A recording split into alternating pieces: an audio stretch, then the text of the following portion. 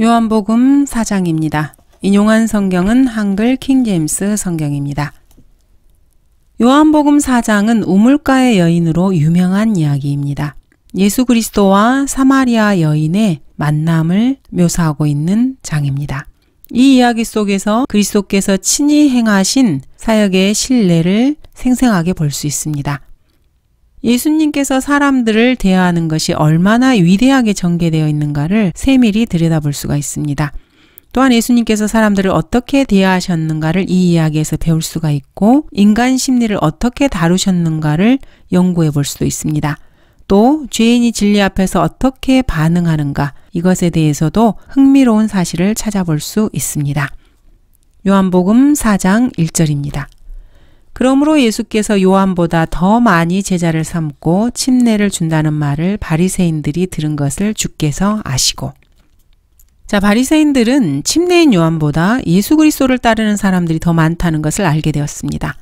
그리고 침례인 요한처럼 예수 그리스도께서도 사람들에게 침례를 주신다는 소문을 들었습니다. 그 사람들이 이런 소문을 들었다는 것을 예수 그리스도께서도 이미 알고 계셨습니다. 그리스도께서 사람들에게 침례를 주신다는 소문은 명백하게 잘못된 소문이었습니다. 그것은 2절에서 알 수 있습니다. 예수께서 친히 침례를 주신 것이 아니고 그의 제자들이 주신 것이지만 이렇게 말씀하고 있습니다. 물침례를 베푼 것은 예수님의 제자들이었지 예수님께서 하신 것은 아니었습니다. 3절 유대를 떠나서 다시 갈릴리로 가시니라. 예수님의 이동 경로를 한번 보겠습니다.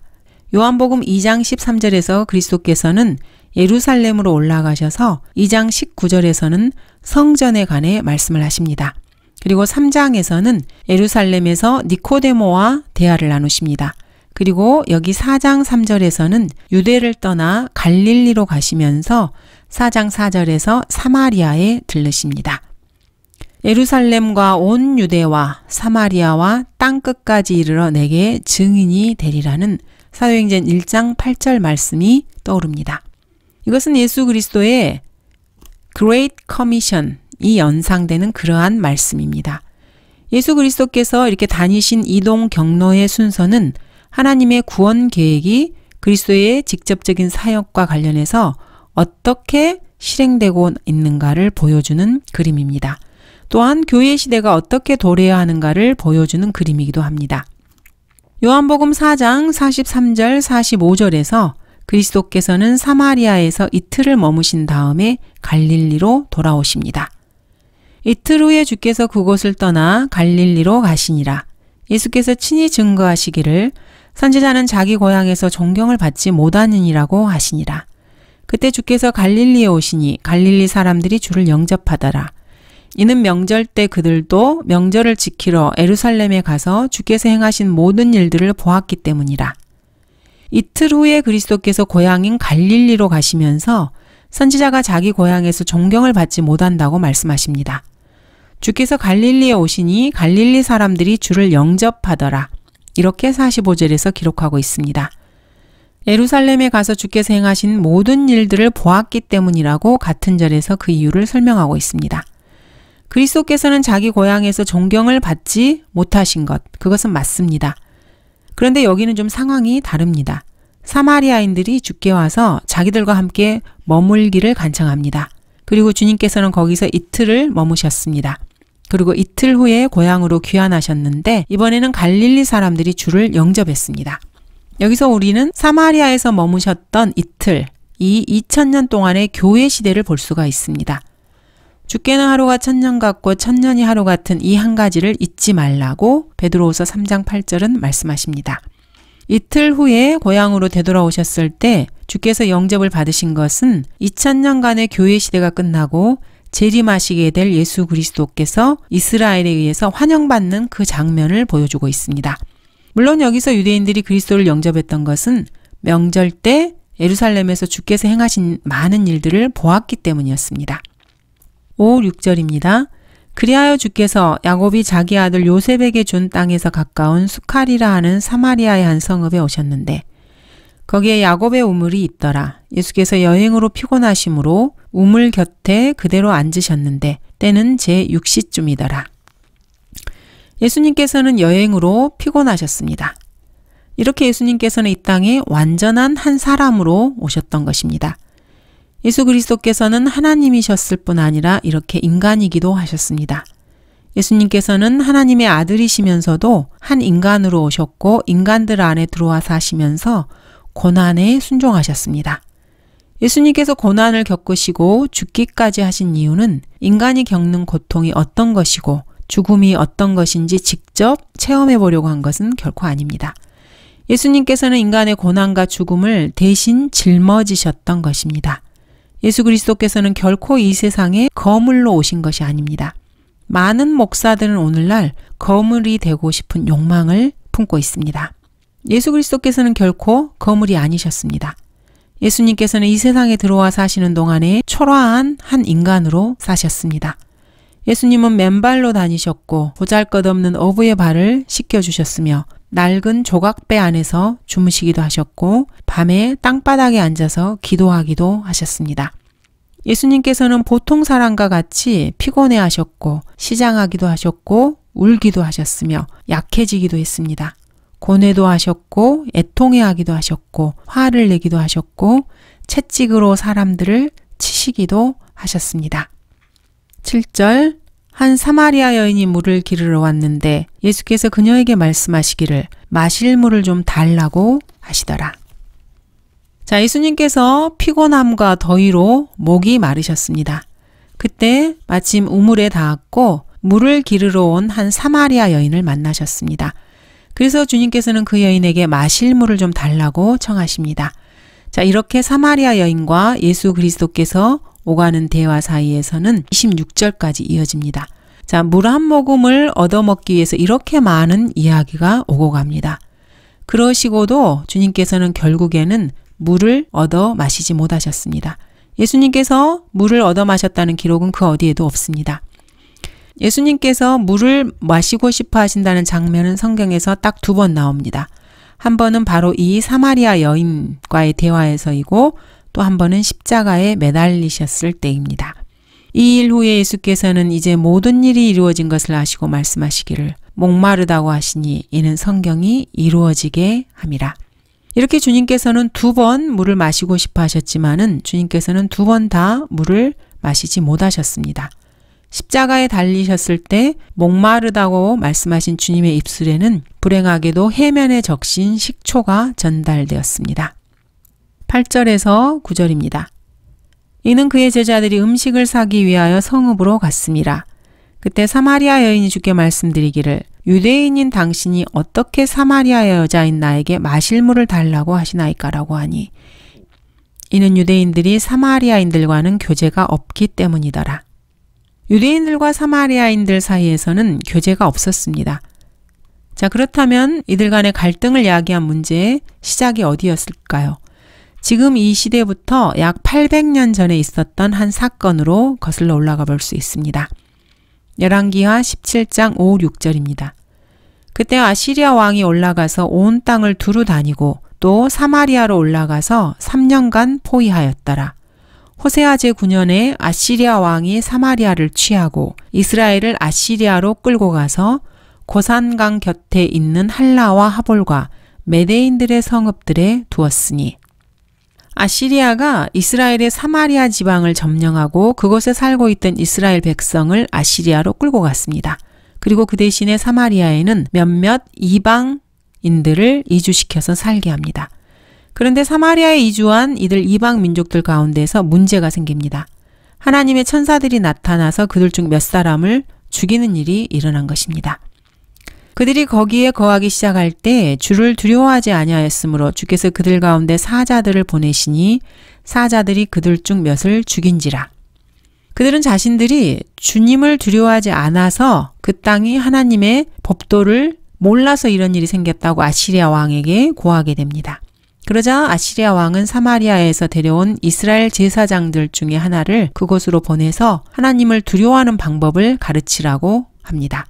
이것을 시작으로 해서 사마리아 지방은 이방 민족과 이스라엘이 서로 뒤섞여 살게 되고 자연스럽게 혼혈 민족이 생기게 됩니다. 이로 인해서 정통 유대인들은 사마리아 지역에 사람들은 더러운 피가 섞인 혼혈족으로 그 사람들에게는 순수한 이스라엘의 피가 흐르지 않기 때문에 민족적으로 천대하게 된 것입니다. 예수님께서는 그런데 이곳을 방문하셨습니다. 왜 그렇습니까? 이는 구원이 유대인에게서 나오기 때문입니다. 이와 관련해서 사도행전 8장에서는 이렇게 말씀하십니다. 예루살렘에 있던 사도들이 사마리아가 하나님의 말씀을 받았다는 말을 듣고 그들이 베드로와 요한을 그 사람들에게 보내니라. 그들이 내려가서 사마리아인들이 성령을 받도록 기도하니 이는 성령께서 아직 그들 가운데 아무에게도 내리신 적이 없고 다만 주 예수의 이름으로 침례만 받았음이라. 그때 두 사도가 그들에게 안수하니 그들이 성령을 받으니라. 이 사도행전 8장의 말씀은 은사주의자들이 절대로 이해하지 못하는 성경 구절들입니다. 베드로와 요한은 성령을 받을 수 있도록 사용하는 도구가 되어서 사마리아로 갑니다. 그리고 사마리아인들이 성령을 받도록 기도하고 그 사람들에게 안수하고 그래서 사마리아인들이 성령을 받게 됩니다. 여기서 은사주의자들은 성령을 받으려면 안수를 받아야 된다 이렇게 결론을 내립니다. 이 사람들은 안수를 받지 않아도 성령을 받을 수 있다는 사실을 보여주는 사도행전 2장과 10장은 모른 채 하는 것입니다. 사도행전 8장에서 성령 침례를 받았든지 그렇지 못하든지 간에 방언을 말하는 사람은 사실 아무도 없습니다. 이렇게 성령이나 방언 문제를 놓고 사도행전에 아무리 매달려 봐도 그 누구도 성경적 진리로 뒷받침을 해주지 못합니다. 이것은 사도행전이라는 책이 갖는 특이한 특성 때문입니다. 사도행전은 사실 과도기에 걸쳐져 있는 책입니다. 과도기 동안에 점진적으로 진행되어가는 갖가지 교리의 다양성을 담고 있습니다. 그래서 은사주의자들이나 오순절파 교인들이 엉터리 교리들을 뒷받침하기 위해서 사도행전을 의지하게 되면은 이렇게 방향을 잃고 이리저리 헤매다가 결국에 비성경적인 결론을 내릴 수밖에 없습니다. 그 사람들이 성경을 거부하는 것은 정해진 절차일 뿐입니다. 예수님께서는 제자들에게 성령을 받으라고 말씀하신 적이 있습니다. 그때 예수님께서 제자들에게 결코 안수하신 적은 없습니다. 예루살렘에 있는 사도들이 사마리아로 간 것과 또 거기서 안수해서 성령을 받게 해준 것은 성령을 받으려면 안수를 받아야 한다. 이런 것을 실천적으로 가르쳐주는 그런 것이 아닙니다. 구원이 유대인에게서 나온다는 사실을 보여주는 구절일 뿐입니다. 구원은 유대인에게서 나옵니다. 영적 유대인이 아니라 실제 진짜 유대인입니다. 예루살렘의 실제 유대인에게서 구원이 나오는 것입니다. 10절입니다. 예수께서 대답하여 그녀에게 말씀하시기를 만일 내가 하나님의 선물을 알고 또 마실 물을 좀 달라고 너에게 말한 이가 누구인 줄 알았더라면 그에게 구하였을 것이요 그는 너에게 생수를 주었으리라고 하시니. 생수를 준다는 말이 무슨 뜻인지 구원을 받은 사람이라면 금방 알 수 있습니다. 성경은 내가 목마른 자에게 생명수의 샘을 값없이 주리라고 말씀하고 있습니다.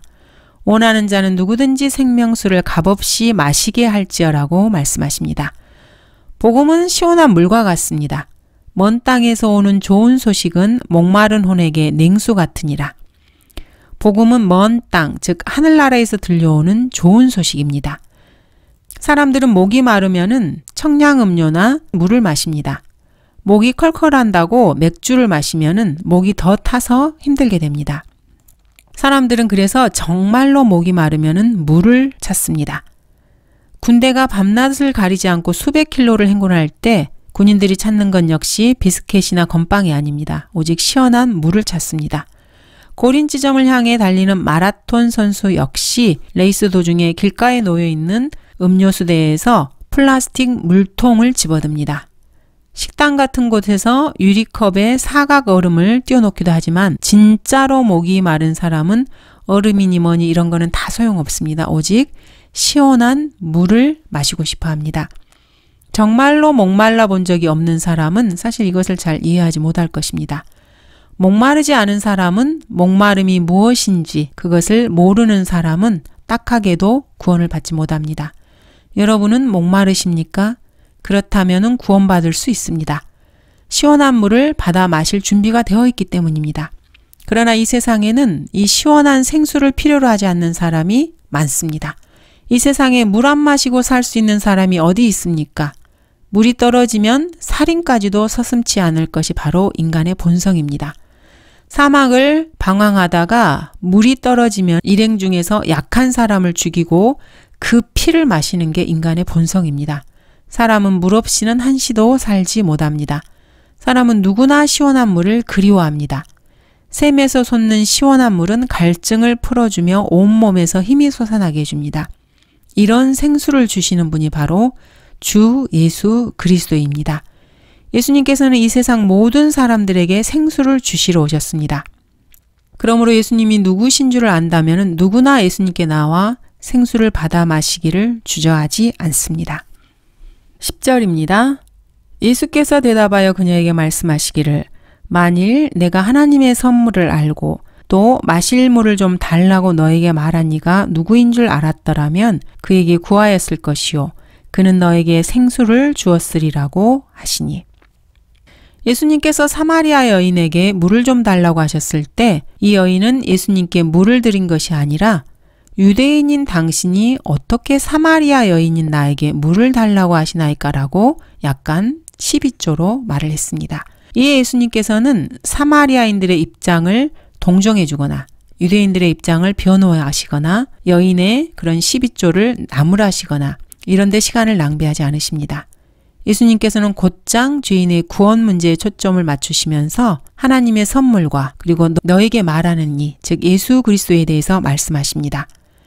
이 여인은 사실 누구한테 선물 같은 것을 받아본 경험이 없는 아주 불쌍한 버림받은 여인이었습니다. 세상에서 삶 자체에 지쳐있는 사람이었습니다. 이런 여인에게 주인께서는 하나님의 선물 그리고 그 선물을 줄 사람이 바로 눈앞에 있다는 사실을 제시하셨습니다. 그리고 자신에게 구하기만 하면 생수를 얻게 된다는 사실을 알려주셨습니다. 이렇게 무식한 여자가 하나님의 선물이 무엇이고 생수가 무엇이며 그 참된 영적 의미를 이해하는 것은 쉽지 않았을 것입니다. 더군다나 자기 앞에 서 계신 분께서 바로 하나님의 아들이신 주 예수 그리스도라는 것을 어떻게 짐작이나 할 수 있었겠습니까? 11, 12절입니다. 그 여인이 주께 말씀드리기를 주여 당신은 물 기를 그릇도 없고 이 우물은 깊은데 어디서 그 생수를 얻겠나이까? 우리 조상 야곱이 이 우물을 우리에게 주었고 또 그와 그의 자손들과 가축들이 여기서 마셨는데 당신이 야곱보다 더 위대하시나이까라고 하니라. 예수 그리스도께서는 영적인 말씀을 하고 계십니다. 그런데 사마리아 여인은 계속 육신적인 일을 말합니다. 예수님께서 영적 생명의 물을 말씀하고 계실 때 이 여인은 마시는 실제 물을 이야기합니다. 서로 동문서답을 하고 있습니다. 자, 이 장면에서 무엇을 느끼십니까? 사마리아 여인이 답답하고 바보 같고 속 터지는 여자라고 생각이 되십니까? 그런데 사실 이 사마리아 여인의 모습이 바로 여러분 자신의 모습입니다. 그렇게 생각되지는 않으십니까? 이 여인은 물기를 그릇을 신경 씁니다. 구원받기 위해 무엇인가 인간이 도구나 수단을 마련해야 한다고 생각하는 무지한 사람들이 이 세상에는 참으로 많습니다. 그러다가 구원 자체보다는 그 방법이나 수단에 초점을 맞춰서 진짜 구원에 이르지 못하는 사람이 참으로 많습니다. 이 여인은 이 우물이 깊다고 걱정을 합니다. 하나님을 신뢰하지 못하는 인간은 그야말로 별의별 걱정을 다 합니다. 죄인에게 필요한 것은 구원입니다. 우물이 깊은 게 문제가 아닙니다. 그것은 사람이 걱정할 문제가 아닙니다. 그런데도 어리석은 인간은 그 걱정을 하고 있습니다. 이 여인은 우리 조상 야곱이 이 우물을 우리에게 주었다는 사실을 내세우면서 약간 의시됩니다. 보잘것없는 인간이 자기 손에 주어진 그 보잘것없는 것을 의존하고 있는 그 모습을 보여주고 있습니다. 이 세상 어리석은 죄인들은 이러한 자세를 보이고 있습니다. 그러다가 당신이 야곱보다 더 위대하시나이까라고 하나님께 정면으로 맞서게 되는 것입니다. 당신이 야곱보다 더 위대하시나이까?